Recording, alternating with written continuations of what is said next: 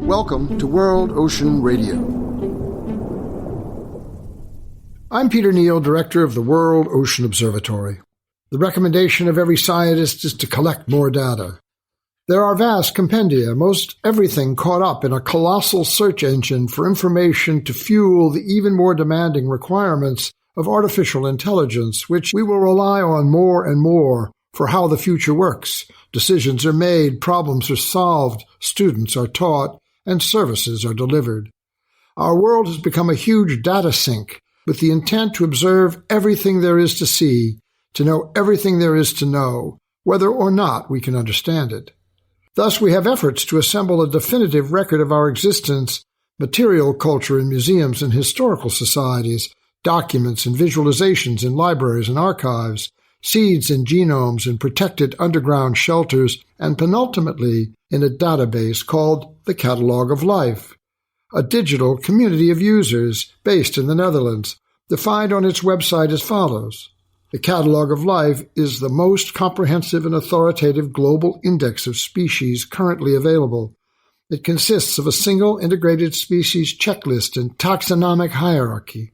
The catalog holds essential information on the names, relationships, and distributions of over 1.6 million species. The justification for this endeavor reads as follows. The loss and degradation of biodiversity are vital concerns for humanity.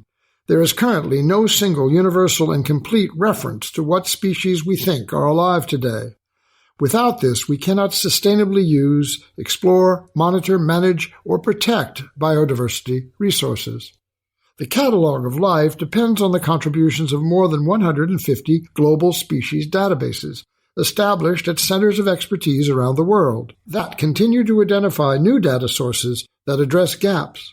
So what we have here is a database of databases, everything we know about life on Earth in every form, everywhere, in every time and place. There is an ironic calculation embedded in this process.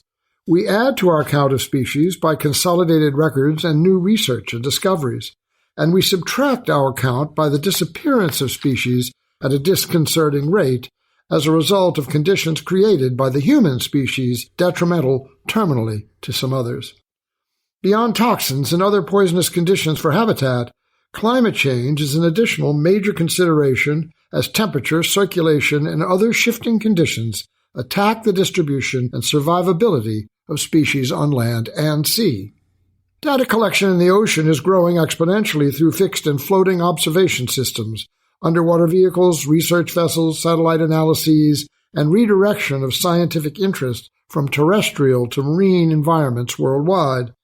Initiatives in the U.S., Europe, and Asia are receiving large investments by governments, non-governmental organizations, and private capital.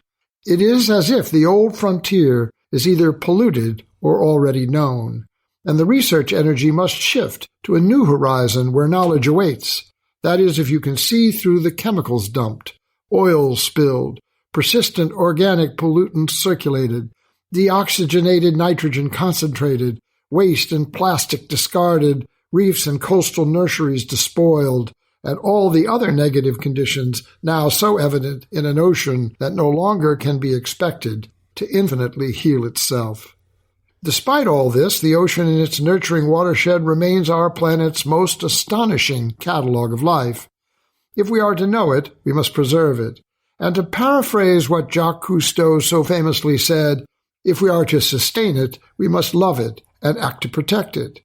Yes, let's collect the data, as if that knowledge might be lost to memory.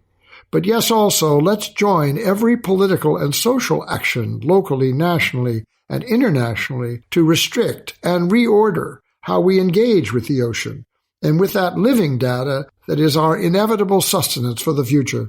Let's collect what we know. Let's put our knowledge to use. Citizens of the ocean, unite. We will discuss these issues and more in future editions of World Ocean Radio. World Ocean Radio is distributed by the Public Radio Exchange and the Pacifica Network for use by college and community radio stations worldwide.